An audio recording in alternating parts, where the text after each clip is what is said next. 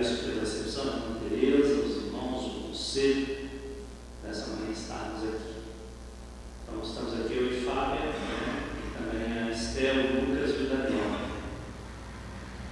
Até dia 31 de dezembro, eu estava pastoreando a Igreja Presbiteriana de Andorinhas, aqui em Vitória, e nesse tempo de pastoreio ali, Deus então confirmou o nosso chamado transcultural, e nós vamos falar um pouco mais sobre isso, né, daqui a pouco. Eu sou mineiro, né, da pequena cidade de Dom Cavate, ali próximo a Valadares, o centro dos Valadares de Conferência, porque Dom Cavate muitos não conhecem, né? Então, e a Fábia, minha esposa, ela é aqui de Itaipava, próxima a Piúma, aqui do sul do estado. Então, nos conhecemos no Ibel, desde então Deus tem nos dado o privilégio, a alegria de plantar igrejas, né, no sul do estado e também em São Paulo, onde passamos um tempo. Nesta manhã nós vamos falar sobre missões, falar também sobre o projeto Boas Novas para Portugal, e eu gostaria que os irmãos orassem comigo mais uma vez, pedindo a iluminação do Espírito Santo de Deus, pedindo que Deus fale no nosso coração. Pai, nós te agradecemos por esta manhã, porque o Senhor cuida de nós, porque todos os dias o Senhor se levanta sobre a nossa vida. Nós somos falhos, somos pecadores, não somos merecedores da tua graça, nem aqueles a quem pregamos ou anunciamos. É tudo bondade e misericórdia do Senhor. E se nos movemos é porque dependemos do Senhor.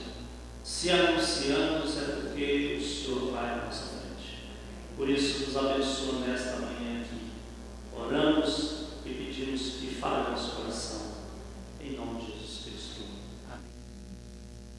Nós queremos compartilhar com os irmãos o tema que está proposto nessa manhã, dos primórdios em Paulo. Vamos passar também falando um pouco sobre a colonização do Brasil e a evangelização em Portugal. Nós vamos usar um PowerPoint. Eu gostaria que os irmãos acompanhassem, você que está em casa também pudesse pensar nisso. Nós vamos pensar lendo o texto de Romanos 15, a partir do verso 14 até o verso 29. Romanos 15, do verso 14 até o verso 29.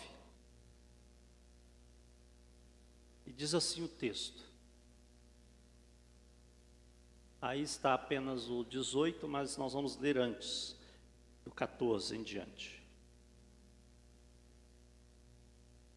E certo estou, meus irmãos, sim eu mesmo, a vosso respeito, de que estáis possuídos de bondade, cheios de todo conhecimento, aptos para vos admoestardes uns aos outros.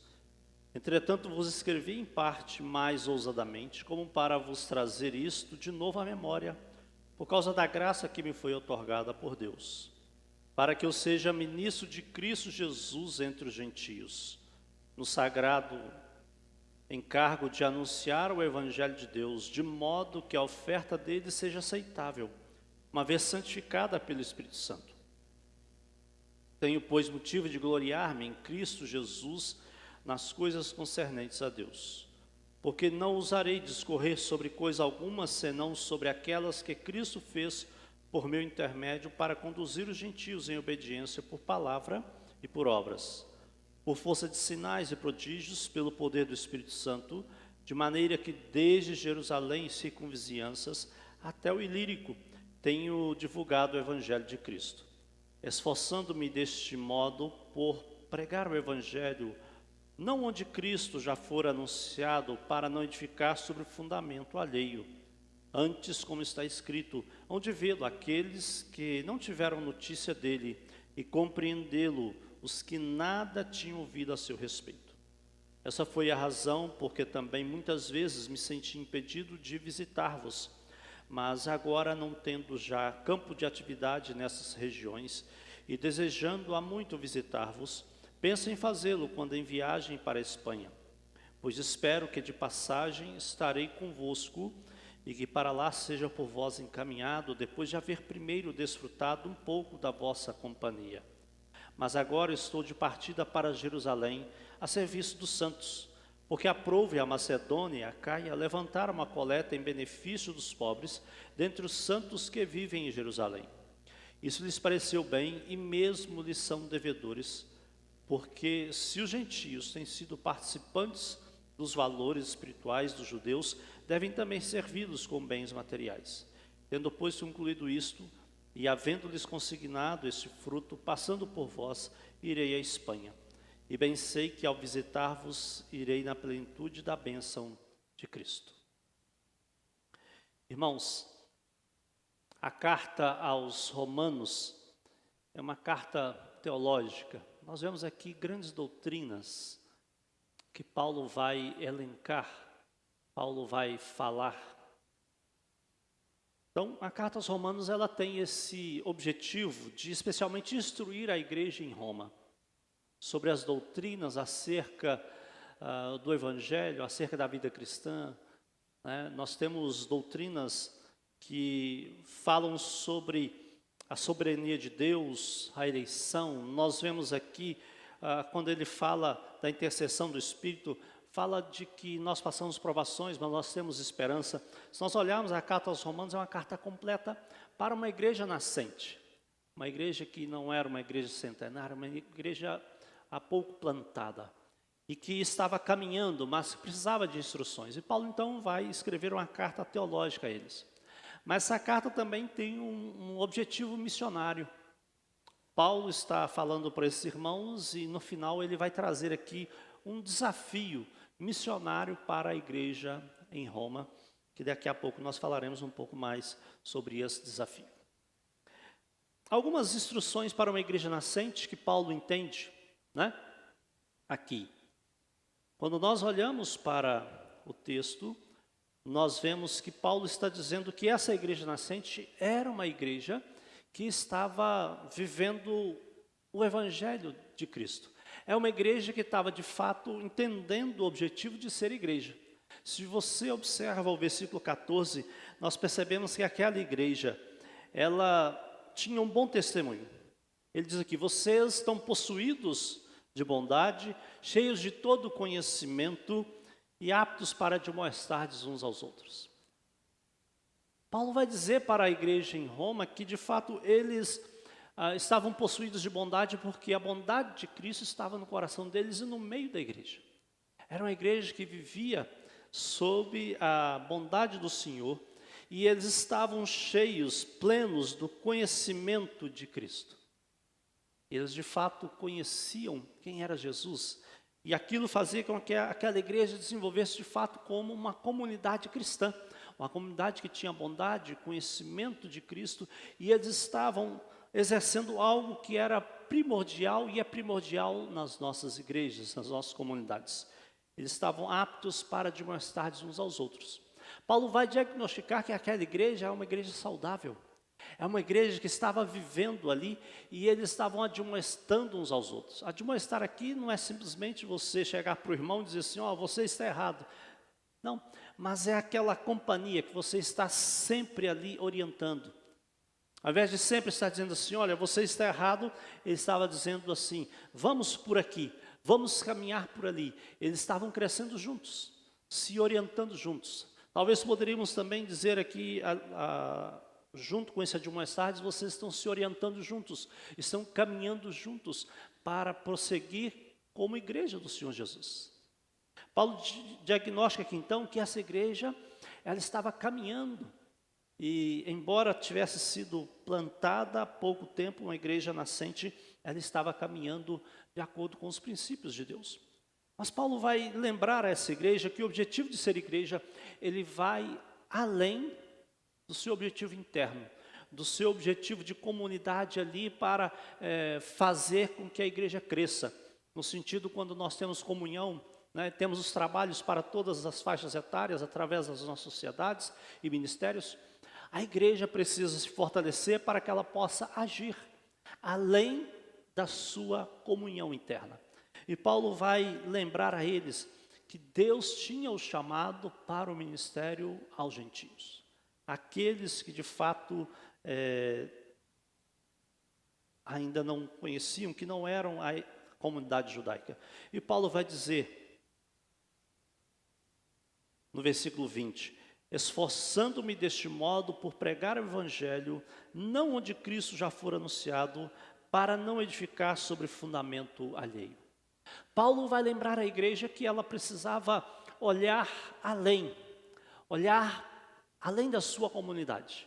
Paulo vai lembrar que a igreja precisa olhar para fora. Mas Paulo vai colocar um elemento aqui ainda mais contundente. Paulo vai dizer que o objetivo da igreja é também anunciar aonde Cristo não for anunciado. O ministério pioneiro, itinerante. Paulo vai dizer da importância de nós anunciarmos o evangelho onde Cristo não tinha sido pregado. Queridos, esse é o objetivo da igreja.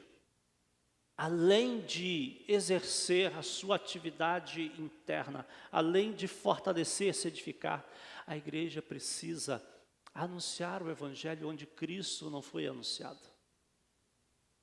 É por isso que Paulo vai dizer nos versículos anteriores do que lemos, versículo 9, para que os gentios glorifiquem a Deus por causa da sua misericórdia, porque está escrito: por isso eu te glorificarei entre os gentios e cantarei louvores ao teu nome.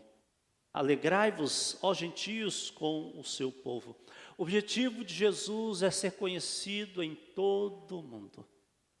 É que a glória dele seja manifesta em toda a terra. É que todos os povos possam adorar o nome daquele que é Senhor dos senhores, é Rei dos reis, é aquele que fez todas as coisas. Como o irmão falou agora há pouco, Jesus estava no princípio criando todas as coisas. Nós olhamos para Gênesis, Jesus está lá. Façamos o homem à nossa imagem, à nossa semelhança. Jesus deve ser adorado por todos, e para que de fato ele possa ser adorado, ele precisa ser anunciado. Nós, como igreja do Senhor Jesus, nós somos a agência escolhida por Deus para anunciar o evangelho em todos os lugares. Portanto, Paulo fala que essa igreja, ela estava firmada, ela tinha um bom compromisso, ela tinha uma boa comunhão, mas Paulo vai despertar essa igreja.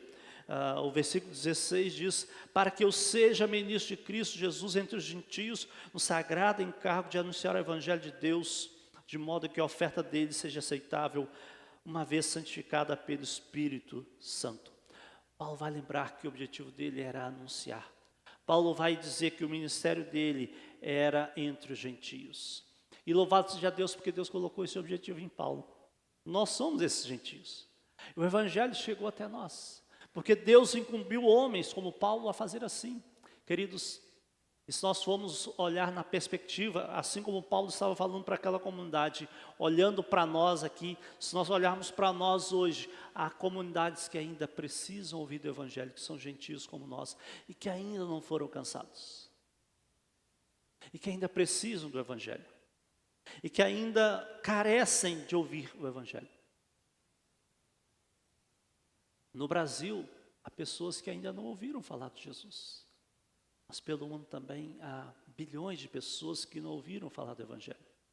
Quando estávamos no IBEL, a minha esposa foi no Pará, e lembro dela contar a experiência de andando pela Transamazônica para visitar algumas casas, em alguns sítios distantes. Quando chegaram em algumas casas e começaram a falar de Jesus, algumas pessoas não sabiam quem era Jesus, no Pará.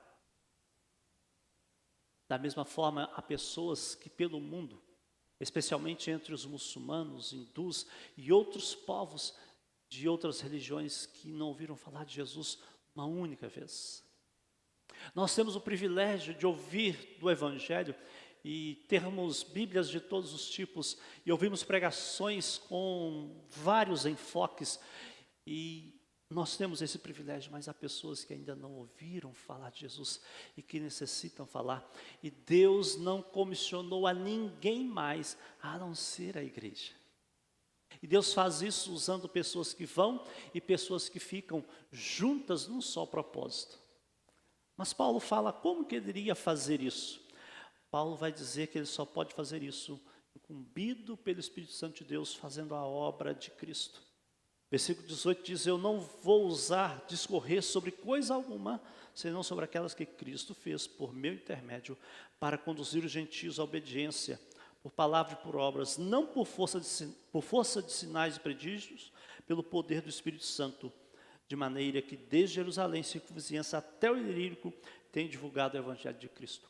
Paulo vai dizer que o que ele estava fazendo não era por conhecimento próprio, não era por força dele, mas tudo a ação do Espírito Santo de Deus na vida dele. O que Paulo estava fazendo era por obra do Espírito Santo que estava o capacitando. E tudo é obra de Deus. Para que tudo fosse criado, foi obra do Espírito Santo, obra da Trindade. Para que nós existíssemos, é obra de Deus. E para que nós possamos proclamar o Evangelho do Senhor Jesus, é obra de Deus. Para que uma pessoa possa crer em Cristo, não é responsabilidade nossa, no sentido da conversão, mas sim da anunciação. Eu anuncio, é minha responsabilidade, mas o aspecto da conversão não é uma obra minha ou sua. A obra da conversão é uma obra que é a ação do Espírito Santo. E é por isso que quando nós fazemos a obra de Deus, nós temos que estar debaixo da orientação do Espírito Santo para que haja fruto. Para que de fato o Espírito Santo possa conduzir aquela vida à conversão. Paulo está dizendo que tudo o que ele fazia era por intermédio de Cristo, por força e por poder do Espírito Santo de Deus. Quando ele usa a palavra poder aqui, ele está falando para nós que a ação que vai ser empreendida nesta obra, ela é sobre-humana. Ela vai além das estratégias, da sabedoria, da força ou de qualquer empreendimento humano. Ela é uma ação estritamente do Espírito Santo de Deus. Para se fazer qualquer outra experiência usando a força, no aspecto comum da vida, existem forças e forças. Mas para que possa abrir o coração de um homem, não há força, nem de uma bomba atômica que possa fazer isso. A força que empreende para abrir o coração e a mente humana é a força do Espírito Santo de Deus que abre o coração humano. Por isso que ele diz que não é por força nem por violência, mas é pelo Espírito Santo de Deus que um coração pode ser rendido a Deus. É a ação do Espírito Santo que move o coração mais duro, o coração mais empedernido, o coração mais resiliente, o coração que não quer crer em Cristo. O Espírito Santo de Deus é quem pode mover esse coração. Talvez você já tenha tido essa experiência de falar para uma pessoa várias vezes e ela não crer. Mas talvez você falou para outra pessoa uma vez sequer e aquela creu em Cristo. É a obra do Espírito Santo na vida. Me lembro de algumas experiências nesse tempo desses 20 anos ministeriais, de nós empreendermos a pregação e discipulado com algumas pessoas e pensarmos, essa pessoa vai vir para Cristo. Irmãos, e ficamos anos e anos e não tivemos aquele fruto. E vimos outras pessoas que se aproximaram da igreja e até por, às vezes, estarmos ali naquela rotina e empreendendo os esforços e não empreender o esforço igual já empreendemos em outras pessoas, aquela pessoa começar a vir, de repente ela está na igreja e ela vem e o Espírito Santo de Deus age na vida dela e ela floresce. Mostra que a obra de Deus não é uma ação humana, mas é sobre-humana, é sobrenatural. Foi isso que Cristo fez quando Ele veio na cruz. Ele desceu dos céus e Ele veio para demonstrar o poder dEle ao mundo. Quando nós olhamos a ação de Cristo, E, por exemplo, quando nós vemos o primeiro milagre, quando ele transformou a água em vinho, o poder que foi empreendido ali foi algo extraordinário. O poder para transformar a água em vinho foram vários megatons de força empreendido ali, para transformar a água em vinho. Imagine o poder para transformar a alma de um homem pecador em um salvo que vai adentrar as mansões celestiais. É apenas o poder de um Deus que desceu dos céus, que deixou a sua glória para vir e para morrer no nosso lugar. É Ele que pode mudar a vida de fato desse interlocutor que nos fala, que é Paulo. Quem era Paulo? Um homem pecador. E Paulo sabia muito bem disso, porque ele era um dos piores. Ele matava os cristãos, ele assolava, ele prendia. Quando Paulo se achega à comunidade da fé, muitos ficam com o pé atrás, porque Paulo não era merecedor de estar entre eles. Ele poderia armar uma cilada contra eles. Paulo sabe muito bem que quem transformou a vida dele foi Cristo. Paulo sabe que o poder do Espírito Santo que o transformou. Mas essa ação do Espírito Santo em nós é divina. Mas Deus quer usar a nossa vida de algumas formas. Embora a ação do Espírito Santo é que faz todas as coisas, mas Deus quer nos usar. Há muitas pessoas que dizem assim: eu preciso dar o meu testemunho. E dando apenas o testemunho, eu vou comunicar o Evangelho. Olhe comigo melhor aí o versículo 18, o final dele. Para conduzir os gentios à obediência por palavra e por obras. Algumas pessoas que imaginam que não precisam falar do Evangelho, apenas dar um bom testemunho. Eu quero contradizer isso, contrapor isso. Deus não quer que você apenas testemunhe. Deus quer que você também fale, use palavras. Alguns imaginam que apenas viver vai demonstrar, como que se apenas viver o Evangelho anula e não é necessária a pregação. Queridos, Paulo está dizendo que ele vai anunciar o Evangelho por palavra e por obras. Em Romanos 10 diz assim: como ouvirão se não há quem pregue? A anunciação com palavras e com a vida faz de fato a união, a fusão que é necessária para que o mundo ouça, para que eles de fato conheçam. Cristo quer que nós possamos falar através da nossa vida e através das nossas palavras. Se fosse apenas testemunho, Jesus não precisaria pregar. Jesus é a essência do Evangelho, certo? Jesus é o testemunho vivo, verdadeiro. Mas Jesus proclamou com palavras. Jesus testemunhou. De fato, nós precisamos anunciar. E eu preciso fazer isso com as pessoas em minha casa, com os meus vizinhos e com todos. Jesus nos chama então para pregar com palavra e com obras. E Paulo vai dizer que ele já estava fazendo isso. A obra que Paulo estava fazendo, ele vai dizer: olha, eu já estava pregando, e eu tenho feito isso desde Jerusalém, circunvizinhanças até o Ilírico, tendo divulgado o Evangelho de Cristo. Tem uma imagem aí, irmão, do mapa? Coloca para nós aí, anterior ao texto. Paulo estava pregando o Evangelho, ele diz que ele fez isso de Jerusalém e até ao Ilírico, né? No mapa que nós temos aí, né?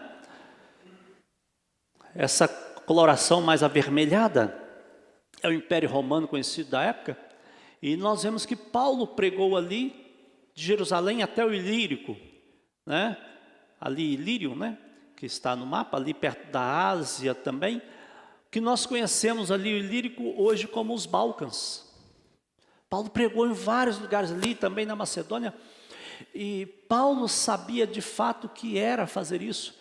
Olha a dimensão que Paulo já tinha alcançado. Paulo estava testemunhando, dizendo: olha, aonde Deus tem me permitido ir, eu tenho ido pregando o Evangelho por toda aquela região. E o objetivo de Paulo era de fato alcançar todo o império. Mas aonde Deus já tinha dado a oportunidade a ele de ir, ele já tinha ido. Eu imagino que se Paulo tivesse vindo mais, ele teria alcançado mais desejo dele era ir a Roma e depois ir à Espanha. Paulo, então, deixa para eles esse exemplo de que o objetivo dele era pregar ainda mais. E ele já estava fazendo isso. Agora, o objetivo missionário de Paulo aqui para essa igreja é que ela de fato acompanhasse Paulo nessa pregação. Paulo vai dizer, olha, eu estou desejoso de estar com vocês, né? E o versículo 24 diz assim, penso em fazê-lo quando em viagem para a Espanha, pois espero que de passagem estarei convosco e que para lá seja por vós encaminhado depois de haver primeiro desfrutado um pouco a vossa companhia. Qual era o objetivo de Paulo? Paulo queria que quando ele passasse indo para a Espanha, aqueles irmãos pudessem acolhê-lo, ir junto com ele, no sentido de financiar a viagem dele para ir até a Espanha. Por isso que essa carta tem um objetivo e um cunho também missionário, porque ele está levantando aquela igreja para a igreja local ir com o missionário Paulo até a Espanha. A Espanha, que é aqui o ponto mais longínquo do Império Romano. Alguns pensam que a Espanha aqui poderia ser a Tarsis lá de Jonas, não se sabe ao certo. Mas era um dos lugares mais longínquos do Império. E estava no coração de Paulo. O fato de aparecer a Espanha aqui, ela tem também esse significado. Paulo queria pregar o Evangelho no lugar mais longínquo, mostrando que não tinha limites para pregar o Evangelho. Qual é o limite para pregar o Evangelho? Algumas pessoas imaginam que fazer missões é onde tem mais pobreza, onde a pobreza é extrema. Então, nos países onde tem a pobreza mais extrema, é nesse país que eu preciso pregar, porque lá tem muitos pobres. Sim, preciso pregar. Mas outros imaginam que o lugar de pregar é onde tem a maior perseguição religiosa. Sim, eu preciso pregar aonde tem a perseguição mais a religiosa mais forte. Mas, queridos, o lugar onde eu devo pregar é onde Cristo ainda não foi anunciado. Seja nos lugares de maior perseguição, seja nos lugares de maior pobreza, seja nos lugares onde são os povos mais ricos que ainda não ouviram falar de Jesus. Aliás, dentre os povos do Brasil que ainda não conhecem a Jesus e que é tido como povos não alcançados dentro do Brasil, entre ciganos e ribeirinhos e sertanejos estão os ricos dos mais ricos no Brasil.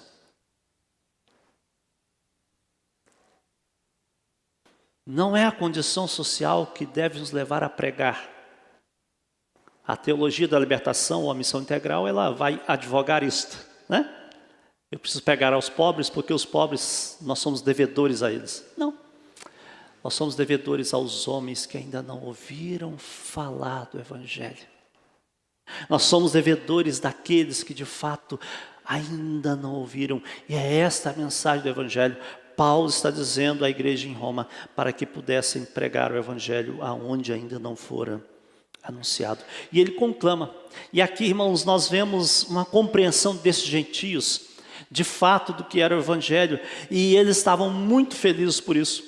Olha o versículo 27. Isso lhes pareceu bem, e mesmo lhes são devedores, porque se os gentios têm sido participantes dos valores espirituais judeus, devem também servi-los com bens materiais. Paulo estava levando ofertas para os pobres de Jerusalém, advindas desses gentios, da Macedônia e da Acaia. O que eles dizem aqui? Nós reconhecemos que os nossos valores materiais, eles não são nada em relação àquilo que nós alcançamos. Portanto, Paulo nos chama a pregar o Evangelho onde Cristo ainda não foi anunciado. Paulo nos chama a entender que nós, como igreja, devemos valorizar o que nós recebemos. Aqueles irmãos ali na Macedônia e na Acaia receberam o Evangelho e eles estavam sentindo devedores. Eu gostaria que nós pensássemos nessa palavra. Nós somos devedores em pregar o Evangelho àqueles que ainda não ouviram. Portanto, irmãos, que nós possamos assim fazer. Paulo, então, tinha o desejo de pregar o Evangelho até a Espanha. Pode voltar lá o PowerPoint, irmão? E quando nós olhamos ali, eu gostaria de ver alguns aspectos históricos. Então aí Paulo tinha um desejo de pregar até a Espanha. E aí só para nós situarmos o seguinte, naquela época não tinha Portugal. Era a Península Hispânica ou Ibérica, né? Então Paulo desejava pregar a Espanha, também Portugal. Pode passar aí, passar o texto. Volta, isso, volta. Isso. Nós queremos ver um pouco dessa evangelização à Espanha. Nós sabemos que Paulo não conseguiu chegar à Espanha. Mas por volta do século I, século II, o Evangelho vai chegar à Espanha. Houve um empreendimento missionário grande ali. E se nós observarmos na história da igreja, nós vamos perceber que os missionários foram além do Império Romano. Eles vão superar o Império ao norte e a leste, eles vão chegar até a Índia, eles vão chegar até a China, eles vão passar e descer até a Etiópia e outros lugares anunciando o Evangelho. E vão chegar de fato ao extremo do Império Romano, a oeste, no caso a Espanha, né? E que eu quero aqui nós colocarmos como estudo Portugal. Mas esse Evangelho que foi anunciado nesses primeiros séculos, ele se perdeu, assim como vai se perder em todo o Império Romano. Ele vai se mesclar com a cultura, com outras religiões, pessoas que acendiam velas para os mortos e que cultuavam seus ancestrais e tantas outras crendices que vão adentrar e outras que vão ser inventadas e que vai fazer uma miscelânea que de nada vai, de fato, entender como evangelho, porque ela vai ficar descaracterizada. E em Portugal, Espanha, também é a mesma coisa. Mas depois começa a haver alguns movimentos, como o movimento monástico, que de fato era um desejo de que a igreja voltasse ao evangelho. Depois esse movimento também vai ser contaminado e a igreja vai tomar conta desse movimento. Movimentos de reforma vão surgir aqui e ali, mas nós temos de fato a reforma sendo marcada ali em 1517, que nós conhecemos a história. Embora nós temos vários pré-reformadores, como são conhecidos. A reforma não chega em Portugal em 1517 ou 1520, ela vai chegar bem mais tardiamente.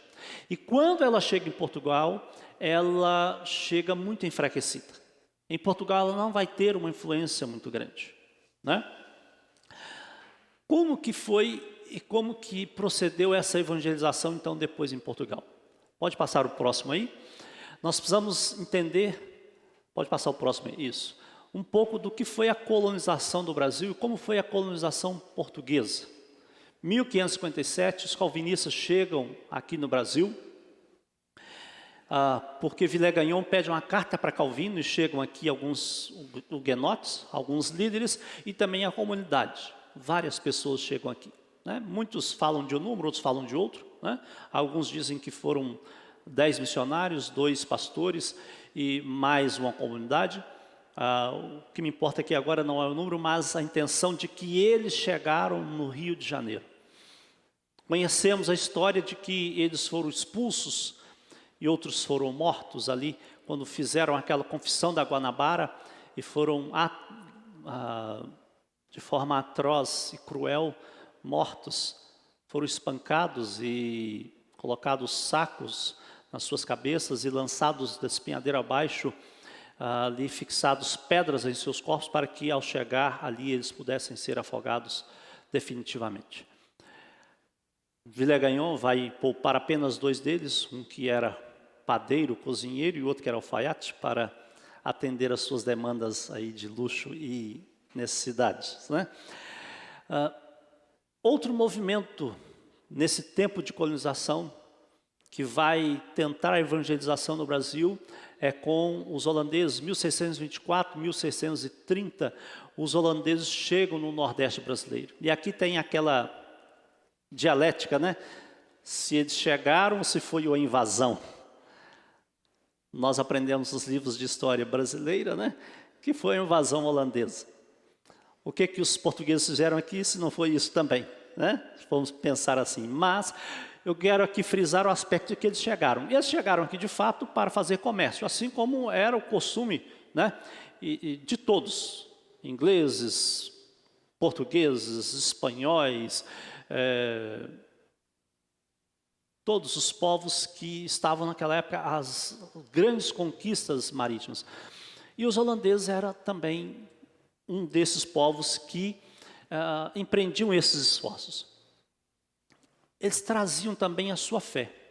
Aonde esses marinheiros chegavam para fazer comércio e para desbravar terras, eles levavam a sua fé. E ali eles começaram também a implementar a fé. Há relatos extraordinários. Quando você chega no Recife, você percebe ali um pouco daquilo que aquele povo fez. Ainda tem até hoje lá resquícios dessa época. Mas eles também foram expulsos ali. Eles não conseguiram permanecer ali porque os pequenos fazendeiros foram incitados em que eles deixassem ali, de forma que eles vão sair dali. Mas há um outro ponto aqui que eu gostaria de trazer para os irmãos. A intolerância em pregar o evangelho, tanto em Portugal quanto nas suas colônias, era muito grande. Nós vemos aí, citando apenas 2 exemplos, poderíamos citar outros, né? Tanto os calvinistas chegam no Rio, quanto no Nordeste. Mas houve um momento que Deus usou ali a Inglaterra para que isso pudesse mudar. 1810, houve um tratado chamado Tratado de Livre Comércio entre Inglaterra e Portugal, que eram grandes parceiros, né? Nós estamos vendo o que parece talvez um movimento acontecer novamente. A Inglaterra já saiu, né, da União Europeia, e há rumores de que Portugal está querendo sair também. Talvez para se juntar à Inglaterra, não sei, né? Mas há esses rumores aí. Mas a Inglaterra e Portugal eram parceiros comerciais naquela época. E os ingleses, quando estavam fazendo esse tratado de livre comércio, colocaram lá e fizeram uma observação. Olha, nós estamos aqui em desvantagem. Qual a desvantagem? Em todos os territórios ingleses, aonde vocês exercem comércio junto conosco, vocês podem exercer a sua fé tranquilamente. Só que do nosso lado não é permitido. Nós não temos liberdade de exercer a nossa fé. Nós queremos então que os ingleses que vão para territórios, colônias portuguesas, possam também exercer a fé. Porque às vezes vai para lá, ficam meses, ou até anos, ou até vai de moradia e não pode exercer sua fé com liberdade. Então eles colocam lá que nas colônias portuguesas, os ingleses poderiam exercer a sua fé. Só que os portugueses colocaram um adendo lá. Pode sim, mas não pode torre, não pode sino, não pode cruz e não pode o nome de igreja. Por isso que as nossas igrejas normalmente não têm essas características, né? Nós ficamos 11 anos em Iconha, ali no sul do estado, plantando a igreja presbiteriana ali. Quando construímos o templo lá está pronto, né? A igreja organizada agora, e colocamos uma cruz, bem na fachada, bem grande. E quando percebemos nós tínhamos a associação de pastores, né, igrejas, e nós ouvimos que eles estavam estranhando aquela cruz na frente da igreja. Aí eu tive que relatar para eles esse exemplo. Dizer, irmãos, cruz, torre, sino e todas essas coisas não são símbolos do catolicismo, são símbolos cristãos. Por exemplo, o sino, nós não temos, pelo menos eu não conheço, talvez o irmão conheça, de uma igreja no Brasil que tenha sino, igreja evangélica protestante, eu pelo menos não conheço ainda, né? Mas era uma forma de comunicar, né? É um símbolo que identificava a igreja, mas no Brasil e nas colônias portuguesas de fato ficaram como identidade portuguesa por causa desse tratado que ela não permitiu que as nossas igrejas pudessem ter. E aí embora comece então essa liberdade, mas ela de forma oficial era essa, mas no dia a dia não era muito bem isso que acontecia. Próximo slide aí tem um vídeo, nós vamos ver e ouvir um pouco do que foi o ministério. Dá um pausa aí.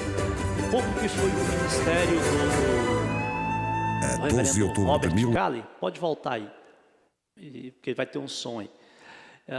Um pouco que foi o ministério do reverendo Robert Calley. E veja que ele exerce o ministério lá por volta de 1835, depois desse tratado, mas nós vamos perceber ainda um pouco dessa perseguição. Vamos ver e ouvir esse pequeno vídeo.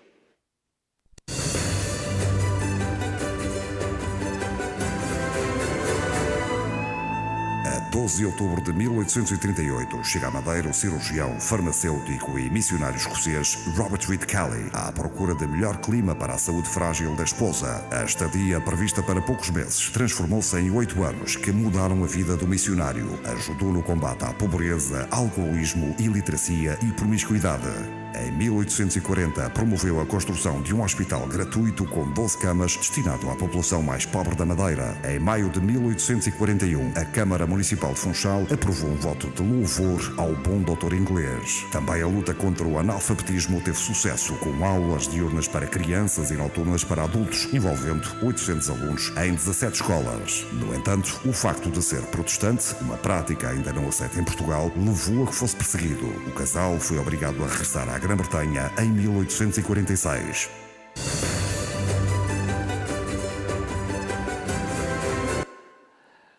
Um vídeo bem pequeno mostrando da ação evangelística do Dr. Robert Calley. Ele, missionário presbiteriano, escocês, ele vai para a Ilha da Madeira, porque o clima da Ilha da Madeira é bem parecido com o do Brasil, para que a esposa dele pudesse ter uma boa saúde. Mas ele começa uma obra ali extraordinária, começa a pregar, começa a fazer obra social para combater o analfabetismo e hospital, e ele começa a fazer uma obra extraordinária ali. Quando estivemos em Portugal visitando o campo, né, como parte da preparação para a PMT, uma irmã nos emprestou um livrinho que me fez entender um pouco melhor a história dele. E nesse livro mostra que em alguns momentos a evangelização foi aumentando, crescendo, e o local onde ficava a missão dele ficava num morro, e alguns dias chegava a ter 4 a 5 mil pessoas, às vezes até no inverno, para ouvir a palavra de Deus. Estava acontecendo um grande avivamento ali, uma obra extraordinária. Mas o que acontece? Ele é perseguido. Mesmo com aquele acordo, veja que depois, é posterior ao acordo de 1810, há uma perseguição. Por isso que eu falei que de fato oficial era para ter liberdade, mas na prática ainda havia essa perseguição. Isso foi atrasando a evangelização de Portugal. E veja que toda a obra que ele fez, né? Dr. Robert Calley, então, ele é expulso dali, ele sai, aquela história que é falada que ele saiu lá fantasiado de mulher, é verdadeira, nesse livro conta essa história, eu achava que é apenas uma anedota, não é, é verdadeira. E ele sai de lá então e depois ele vem para o Brasil, e ele vai fundar a Igreja Congregacional no Rio. Mas poderíamos pensar, então a evangelização em Portugal foi interrompida aí, e o que aconteceu? Essas pessoas que ele evangelizou, algumas foram para o Havaí, outras foram para outras ilhas ali, e tiveram que ficar mais disfarçados, e um grupo maior foram para Chicago e Boston. E aí que vem os propósitos de Deus, irmãos. Pode passar o próximo, irmão. Os americanos começaram a investir na evangelização de Portugal. Essas igrejas que eram de descendentes portugueses também começam a investir. E começa a haver, de fato, uma evangelização mais forte ali, não na Ilha Madeira, mas no próprio Portugal, em Lisboa. Essa igreja aí está em Lisboa. E é uma das únicas igrejas, não tenho conhecimento se tem outra, mas são poucas, né? que tem esse formato de igreja mesmo, como igreja protestante, igreja evangélica em Portugal. O que nós temos no Brasil, ali é raro, né? Eles começam a investir e a evangelização começa então a dar frutos. E, infelizmente, acontece algo nesse caminho que vai interromper essa evangelização que estava florescendo. E os Estados Unidos mandando vários missionários para Portugal. Essa igreja chamada IEPP, Igreja Evangélica Presbiteriana Portuguesa, ela vai então aderir ao liberalismo. A semelhança de algumas igrejas americanas, ela também vai aderir. E dentro dessa igreja IEPP vai surgir a ICPP, a Igreja Cristã Presbiteriana Portuguesa. E é essa Igreja Cristã Presbiteriana Portuguesa que a nossa igreja, a APMT, tem relações e que os missionários estão lá, né? Então, por exemplo, o reverendo Celso, que está lá, está na ICPP. Hoje, a Igreja Presbiteriana do Brasil, ela mantém relações com a ICPP, e a ICPP hoje é uma igreja que tem aproximadamente 5 igrejas, 4 congregações e 2 pontos de pregação. É uma igreja pequena, tá? Pode passar o próximo. O desafio continua ainda hoje, né? Só uma curiosidade, o primeiro campo transcultural do IPB foi em Portugal, por volta de 1911 a 1922. Não é o primeiro campo da Junta de Missões Estrangeiras, que foi em Portugal, tá? Mas o primeiro missionário que vai para fora, vai para Portugal, que é o reverendo João Marques da Mota Sobrinho. E esse desafio continua. E aqui que eu gostaria também de falar para os irmãos do nosso projeto Boas Novas para Portugal. Pode passar o próximo. Então, a nossa família está se propondo a ir para Portugal. Família Rocha Santos, com o objetivo de continuar o que Deus já está fazendo. Deus não vai chegar em Portugal quando nós chegarmos. É pretensão quando o missionário acha que Deus vai chegar lá quando ele chegar. Não. Deus já atuando lá. Mesmo que não tenha nenhum missionário, Deus já está preparando o caminho. E já há irmãos que estão trabalhando lá. Deus usou aquele irmão no primeiro século. Deus usou outros. Deus usou o reverendo Robert Calley. Deus usou aqueles americanos. E Deus tem usado a ICPP. E nós queremos fazer parte disso. Porque Portugal ainda precisa do Evangelho. Eu e Fábia, né, eu já disse para os irmãos, sou nascido em Minas, ela aqui. Nos conhecemos no IBEL. E a minha história é diferente da dela, né? Eu nasci e me batizei com 3 meses de idade na igreja presbiteriana. Filho de presbiteriano, nasci e exerci aí nas sociedades e federações, né, até que Deus me chamou. E a Fábia vem de um contexto onde Deus a chamou já na adolescência. Nós fomos para o IBEL, nos conhecemos lá, depois nos casamos, e aí plantamos a igreja em Anchieta. Depois no seminário, em Campinas, nós participamos da plantação da igreja em Morada do Sol, e depois começamos no bairro Oliveira Camargo. E depois então Deus nos trouxe para Iconha, onde permanecemos ali 11 anos. E depois em Andorinhas, por mais 4 anos, até que de fato Deus ele nos chamou para a obra transcultural. Desde o IBEL, eu tinha um chamado transcultural. Minha monografia no IBEL foi Descendo ao Poço Transcultural, e da minha esposa foi Campos Pioneiros. E quando namorávamos, nós conversávamos muito sobre a África e sobre a obra transcultural, mas quando nasceram os filhos, minha esposa disse assim: olha, eu vou até para o meio dos índios, mas dentro do Brasil, eu não quero sair do Brasil. E eu disse para o Senhor assim: Senhor, se o Senhor quer que eu vá para missões transculturais, chame a minha esposa também, para que possamos ir ao campo transcultural.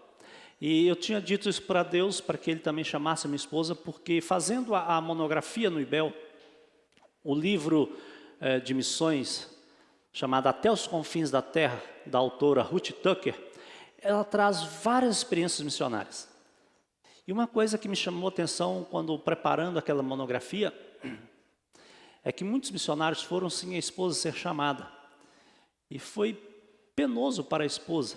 Eu disse, Senhor, eu gostaria de ir, mas que a minha esposa também tivesse chamado.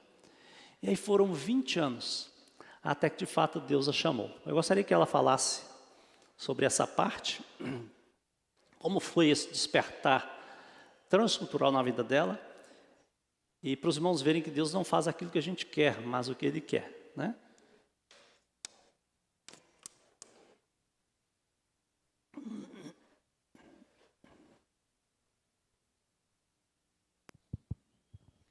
Eu saúdo os irmãos com a paz do Senhor Jesus, amém? Agradeço a Deus pela oportunidade de estarmos aqui, de conhecer mais uma igreja, alguns irmãos. Estou conhecendo a Tereza pela internet, já estou amando, né? Já tem um tempinho que a gente tem conversado, como ela mesma falou. Conheço a Beth Pavão. Cadê a Beth? A Beth acho que está aqui. A Beth Pavão a gente já conhece já há mais tempo, né? E eu já tenho um carinho pelo ministério que a Beth exerce. Então, irmãos, só resumindo a minha história um pouquinho, eu, com 15 anos, eu tive uma festa de 15 anos, nos meus 15 anos, e uma amiga perguntou o que eu queria ganhar. Eu era muito religiosa, de uma família muito religiosa, mas não evangélica.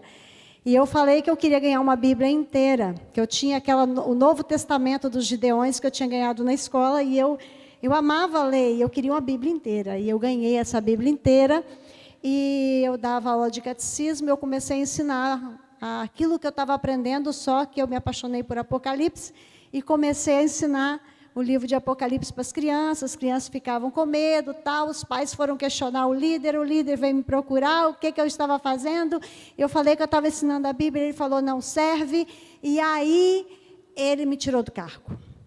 E estava nascendo a igreja presbiteriana em Itaipava, era um campo pioneiro, né, começando, e ali eu fui visitar um dia de domingo à noite, tinham muitos veronistas, e o pastor falou naquele culto que estava para começar a escola dominical, não tinha gente para ensinar para as crianças, né, na escola dominical. E ele me convidou de forma pública, no culto público, funcionou numa varanda esse culto, e se eu aceitava dar aula para as crianças, né?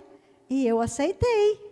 E eu escrevia tudo em agenda, eu sei que essa história levou 7 meses. De manhã, eu ia para a igreja ensinar as crianças na igreja presbiteriana, e à noite eu ia para a missa. Então, assim, isso durou 7 meses, até que eu entendi que a palavra de Deus, realmente, ela abre o horizonte da gente, ela faz a gente enxergar realmente o que é verdadeiro, e não existe atalhos para o céu, não existe nenhum outro nome, a não ser o nome de Jesus. Então, ali eu me rendi totalmente ao Senhor Jesus. Batizei em 92, e em 95 fui para o IBEL. E quando a gente chegou ao IBEL, né, a gente se casou, se conheceu, tal,